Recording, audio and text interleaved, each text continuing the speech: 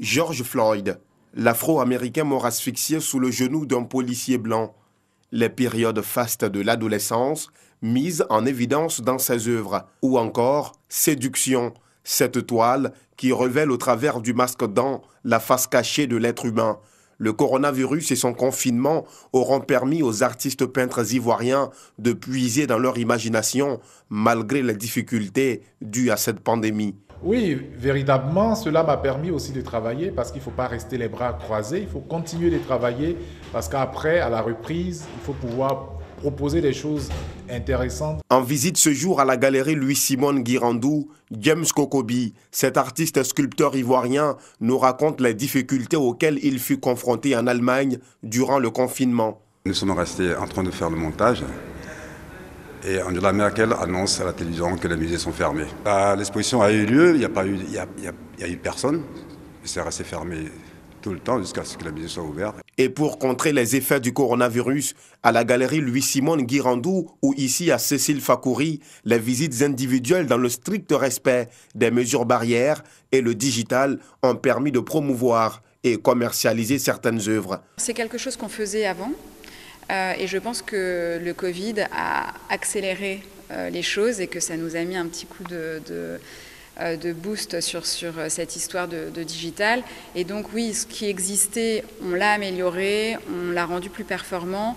Et effectivement, c'est aujourd'hui, on ne peut pas faire sans, quoi. On est obligé aujourd'hui d'avoir un site performant avec voilà, plein d'outils divers et variés. On a fait comme toutes les galeries, c'est-à-dire qu'on a fermé, mais on recevait sur rendez-vous. Ce qui veut dire qu'on recevait très peu de personnes, tout le monde devait être masqué, bien sûr. Et on a beaucoup travaillé également avec les réseaux sociaux. Aujourd'hui, remise de cette difficile période de pandémie, chacune d'elles expose fièrement des œuvres d'artistes africains. Ça va dans l'ensemble, c'est vrai que c'est timide. Bon, vous me direz aussi la saison des pluies fait que les gens sortent peut-être un peu moins, mais les gens reviennent. Petit à petit, les gens sont contents qu'il y ait des expositions. On voit, je me souviens, quand on a réouvert au mois de septembre, les gens étaient contents de pouvoir venir retrouver cette ambiance de galerie avec de nouvelles expositions. On a eu de très bons retours. Là, c'est quand même en train de se rétablir, les gens sont en train de revenir. On a réouvert dès qu'on a pu réouvrir, on a relancé notre programmation d'exposition dès qu'on a pu. Là, on a pu observer avec cette exposition dans laquelle on se trouve aujourd'hui de Roméo Mivekana, qu'il y a eu un grand intérêt, il y a eu du monde au vernissage. Malgré la timide reprise et le manque d'affluence dû à la crise sanitaire mondiale, les galeries d'art ont bel et bien ouvert leurs portes et Jacob Bleu tente de séduire les premiers arrivants avec son tableau Séduction. Le tableau qui est juste derrière moi, c'est Séduction. Séduction qui fait partie de ma série d'œuvres que j'ai intitulée Réalité masquée, où j'essaie de combiner des personnages réels avec des personnages mis en œuvre à partir de nos masques dents de chez nous. Et les réalités masquées aussi, cela veut dire que nous sommes dans des situations où nous ne montrons pas tout. Et en plus de cela, avec le coronavirus, nous sommes presque tous masqués aujourd'hui. Elles veulent être représentatives dans toutes les sphères de décision. Issues de divers secteurs d'activité, elles ont reçu de février à novembre une formation en leadership et management. Au nombre de 170, après 9 mois d'apprentissage, ces femmes reçoivent leur diplôme de fin de formation. En termes de développement personnel, donc de prise de conscience de ses limites personnelles, des limites que l'on s'impose, de par l'éducation, de par l'environnement, que par les acquis de leadership pour améliorer la manière dont nous dirigeons, la manière dont nous changeons les choses dans nos communautés, c'est une expérience extrêmement riche. Ça m'a appris à bien me lancer dans mes activités personnelles. Ça nous a aidé aussi à apporter notre savoir aux jeunes filles. Parce qu'il faut dire que le meilleur leader, c'est celui qui sait transmettre. Une formation rendue possible grâce à l'association féminine Lead for Hair, avec l'appui de l'ambassade des États-Unis en Côte d'Ivoire. Elle vise à renforcer les capacités des femmes en vue de leur épanouissement dans le tissu social. Cette cérémonie de remise de diplôme est un moment de satisfaction.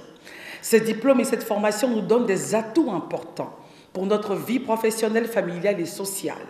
pour notre vie tout simplement, car les retombées et l'impact sur les futures générations de femmes ont commencé avec le programme de mentoring de l'association Lead for Her.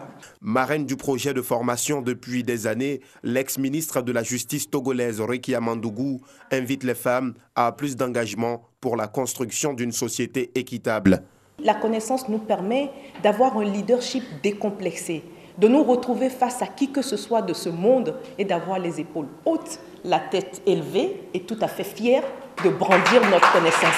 Invité spécial de la cérémonie, Adama Bictogo a rappelé la place de choix qu'occupe la femme dans la société avant d'inviter les bailleurs de fonds à les accompagner pour la réalisation de leurs projets. Pour joindre l'acte à la parole, il leur a remis un chèque de 10 millions de francs CFA. Faire la promotion des femmes, c'est permettre à notre société, à nos États, de reposer sur un socle solide. Parce que c'est la femme qui tient la solidité d'une famille et par conséquent qui tient le pays. De nombreux efforts sont consentis par le gouvernement pour la promotion de la femme. La dernière action, le décret d'application relatif à la loi sur la représentativité des femmes dans les assemblées élues. Une loi qui impose aux partis ou aux groupements politiques un quota de 30% des femmes dans le choix des candidatures.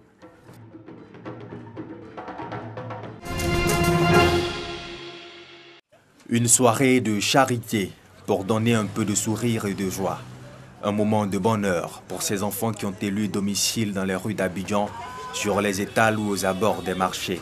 Une nuit de grande bonté et de bienfaisance à l'endroit des enfants de la rue, pour leur exprimer amour et attention. L'initiative est de ces dames bénévoles que l'on pourrait appeler Amazones du social. Ce sont des enfants qui vivent une rupture familiale avant de vivre une rupture sociale. Donc nous, à notre niveau, on essaie de les accompagner le temps qu'on peut pour les apporter un peu de joie aujourd'hui et peut-être pour plus tard encore.